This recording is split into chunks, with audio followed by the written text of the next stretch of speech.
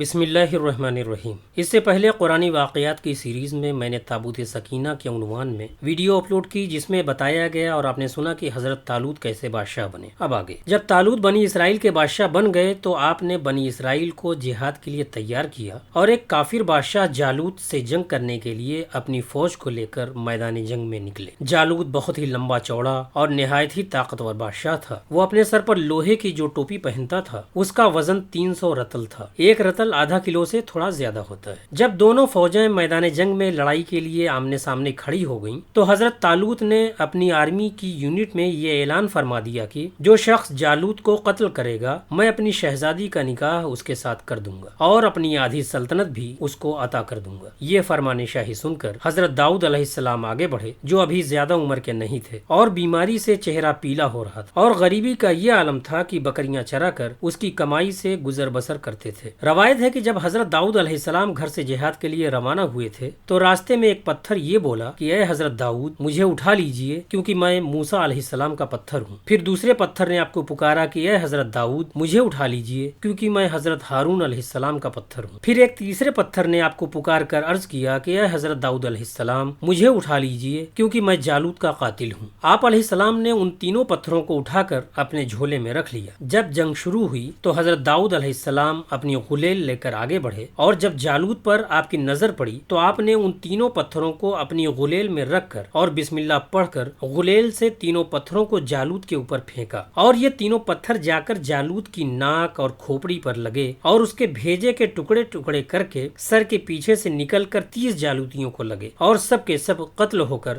گر پڑے۔ پھر حضرت داؤد علیہ السلام نے جالوت کی لاش کو گھسیٹتے ہوئے لا کر اپنے بادشاہ حضرت طالوت کے قدموں میں ڈال دیا۔ اس پر حضرت طالوت اور بنی اسرائیل بے حد خوش ہوئے۔ جالوت کے قتل ہو جانے سے اس کا لشکر بھاگ نکلا اور حضرت طالوت کو جیت ملی، اور اپنے اعلان کے مطابق حضرت طالوت نے حضرت داؤد علیہ السلام کے ساتھ اپنی بیٹی کا نکاح کر دیا اور اپنی آدھی سلطنت کا ان کو سلطان بنا دیا۔ پھر پورے 40 سال کے بعد جب حضرت طالوت بادشاہ کا انتقال ہو گیا تو حضرت داؤد علیہ السلام پوری سلطنت کے بادشاہ بن گئے، اور جب حضرت شمیع علیہ السلام کی وفات ہو گئی تو اللہ تعالیٰ نے حضرت داؤد علیہ السلام کو سلطنت کے ساتھ نبوت سے بھی سرفراز فرما دیا۔ آپ سے پہلے سلطنت اور نبوت دونوں اعزاز ایک ساتھ کسی کو نہیں ملا تھا۔ آپ پہلے شخص ہیں کہ ان دونوں عہدوں پر فائز ہو کر 70 سال تک سلطنت اور نبوت دونوں پوزیشن کی ڈیوٹیز پوری کرتے رہے، اور پھر آپ کے بعد آپ کے بیٹے حضرت سلیمان علیہ السلام کو بھی اللہ تعالیٰ نے سلطنت اور نبوت دونوں مرتبوں سے سرفراز فرمایا۔ حضرت داؤد علیہ السلام باوجود یہ کہ ایک عظیم سلطنت کے بادشاہ تھے، مگر ساری عمر وہ اپنے ہاتھ کی دستکاری یعنی ہینڈی کرافٹ کی کمائی سے اپنے کھانے پینے کا سامان کرتے رہے۔ اللہ تعالیٰ نے آپ کو یہ معجزہ عطا فرمایا تھا کہ